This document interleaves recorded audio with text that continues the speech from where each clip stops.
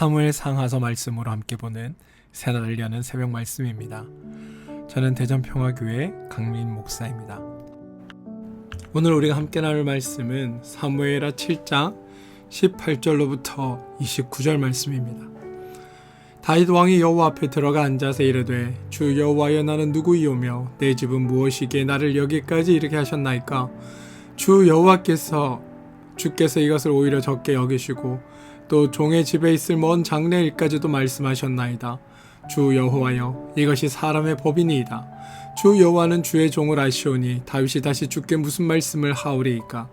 주의 말씀으로 말미암아 주의 뜻대로 이 모든 일을 행하사 주의 종에게 알게 하셨나이다. 그런즉 주 여호와여 주는 위대하시니 이는 우리 귀로 들은 대로는 주와 같은 이가 없고 주 외에는 신이 없음이니이다. 땅의 어느 한 나라가 주의 백성 이스라엘과 같으리이까. 하나님이 가서 구속하사 자기 백성으로 삼아 주의 명성을 내시며 그들을 위하여 큰 일을 주의 땅을 위하여 두려운 일을 애국과 많은 나라들과 그의 신하들에게서 구속하신 백성들 앞에서 행하셨사오며 주께서 주의 백성 이스라엘을 세우사 영원히 주의 백성으로 삼으셨사오니 여호와여 주께서 그들의 하나님이 되셨나이다. 여호와 하나님이여 이제 주의 종과 주의 집에 대하여 말씀하신 것을 영원히 세우시며 말씀하신 대로 행하사 사람이 영원히 주의 이름을 크게 높여 이르기를 만군의 여호와는 이스라엘의 하나님이라 하게 하옵시며 주의 종 다윗의 집이 주의 앞에 견고하게 하옵소서. 만군의 여호와 이스라엘의 하나님이여 주의 종의 길을 여시고 이르시기를 내가 너를 위하여 집을 세우리라 하셨으므로 주의 정이 이 기도로 주께 간구할 마음이 생겼나이다. 주 여호와여 오직 주는 하나님이시며 주의 말씀들이 참되시니이다. 주께서 이 좋은 것을 주의 종에게 말씀하셨사오니 이제 청하건대 주의 종의 집에 복을 주사 주 앞에 영원히 있게 하옵소서. 주 여호와께서 말씀하셨사오니 주의 종의 집이 영원히 복을 받게 하옵소서 하니라. 사무엘하 7장 18절로부터 29절 말씀입니다. 말씀은 7장 18절로부터 29절까지 읽었지만 사무엘하 7장 전체가 본문이니 말씀 전체를 참고하셔서 특히나 지난주 금요일 말씀 나눴던 말씀을 참고하셔서 이 말씀을 함께 들어주시기를 부탁드립니다. 지난주에 우리는 다윗의 생각을 살펴보았습니다. 다윗은 나는 백향목 궁에 거하거늘 하나님의 궤는 휘장 가운데 있도다 라고 말하며 성전 지을 마음을 품습니다. 많은 사람들이 다윗의 이 마음이 참으로 가상하고 아름답다라고 생각합니다. 그런데 이것이 틀렸다라는 것을 우리는 지난 시간 함께 나누었습니다. 내가 하나님을 위해 하나님보다 더 좋은 것, 더 귀한 것을 할 수 있다. 이 자체가 신앙의 왜곡이었음을 지난주 우리는 함께 살펴보았습니다. 그리고 하나님은 다윗의 마음을 받아들이지 않습니다. 대신 그동안 하나님이 다윗을 만들어 오신 것처럼 앞으로 또 하나님이 다윗에게 행하실 일들을 선포하십니다. 다윗이 여호와를 위하는 것이 아니라 앞으로도 여호와가 다윗을 위할 것이다. 이것을 말씀하고 계시는 겁니다. 오늘 우리는 하나님이 다윗에게 어떤 말씀을 하셨는지, 하나님이 무엇을 기대하시는지, 그리고 다윗이 어떻게 반응했는지에 대해 살펴보길 원합니다. 앞으로 하나님께서 행하실 계획이 7장 5절부터 고백되어 있습니다. 가서 내 종 다윗에게 말하기를 여호와께서 이와 같이 말씀하시되 내가 나를 위하여 내가 살 집을 건축하겠느냐. 내가 이스라엘 자손을 애굽에서 인도하여 내던 날부터 오늘까지 집에 살지 아니하고 장막과 성막에 다녔나니 이스라엘 자손과 더불어 다니는 모든 곳에서 내가 내 백성 이스라엘을 먹이라고 명령한 이스라엘 어느 지파들 가운데 하나에게 내가 말하기를 너희가 어찌하여 나를 위하여 백향목집을 건축하지 아니하였느냐 말하였느냐. 하나님은 하나님을 위하여 집을 지으라라고 명령하신 적이 없습니다. 하나님은 단 한 번도 이스라엘 어느 지파에게도 어찌하여 나를 위하여 백향목집을 건축하지 않았느냐고 말씀하신 적도 없습니다. 그러므로 다윗이 하나님을 위하여 집을 짓겠다라고 계획한 것은 하나님의 뜻과는 아무런 상관없는 겁니다. 그리고 18절에 하나님이 다윗에게 행하실 일들에 대해 선언하십니다. 여러분, 다윗은 그저 자기 방식대로 자기는 백향목궁에 거하고 여호와의 궤는 휘장 안에 있는 것을 안타까워하며 성전 지을 마음을 먹었는데 하나님은 도리어 다윗을 위해 행하실 어마어마한 계획들을 선언하고 계신 겁니다. 사무엘의 7장 8절부터 16절까지의 내용은 하나님이 이렇게 행하겠다, 저렇게 행하겠다, 집을 지어주리라, 아들을 보존해주리라, 왕위를 지켜주리라, 즉 하나님이 다윗과 이스라엘 백성을 평안하게 하시겠다고 선언하는 내용들로 가득 차 있습니다. 오늘 여기서 우리는 우리의 생각을 확장해야 합니다. 뭐냐면 다윗의 생각과는 다르게 하나님은 휘장 안에 갇혀 계신 것이 아니라는 겁니다. 우리의 하나님은 휘장 안에 초라하게 계신 것이 아닙니다. 우리의 하나님은 휘장 안에 잊혀진 자로 계시는 것이 아닙니다.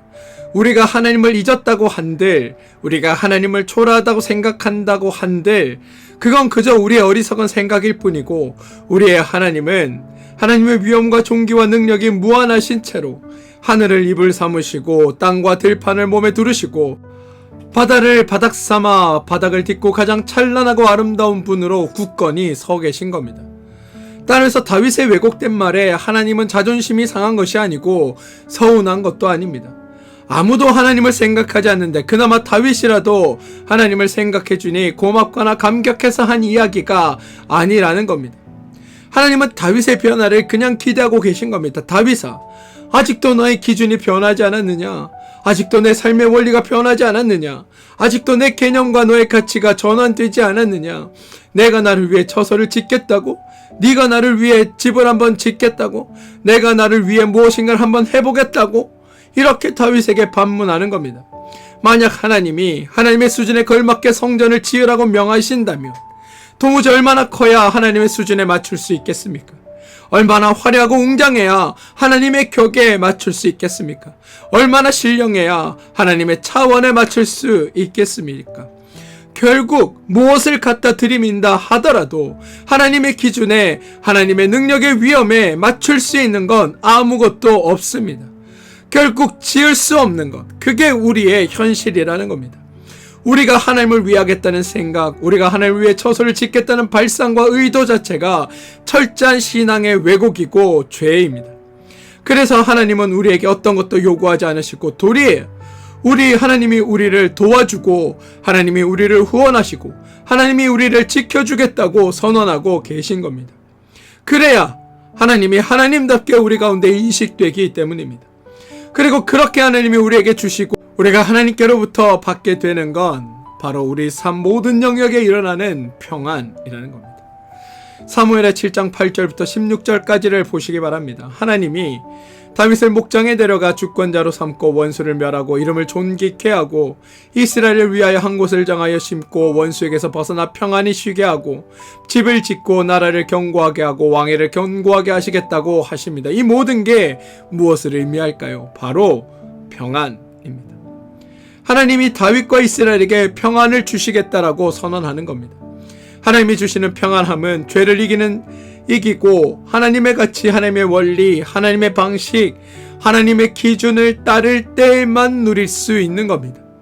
하나님이 우리에게 주시고 우리가 받을 수 있는 유일한 것이 바로 평안이며 동시에 전부인 것이 바로 평안함입니다. 다른 게 아닙니다. 하나님은 우리에게 평안을 주십니다. 하나님으로부터 우리는 평안을 받는 겁니다.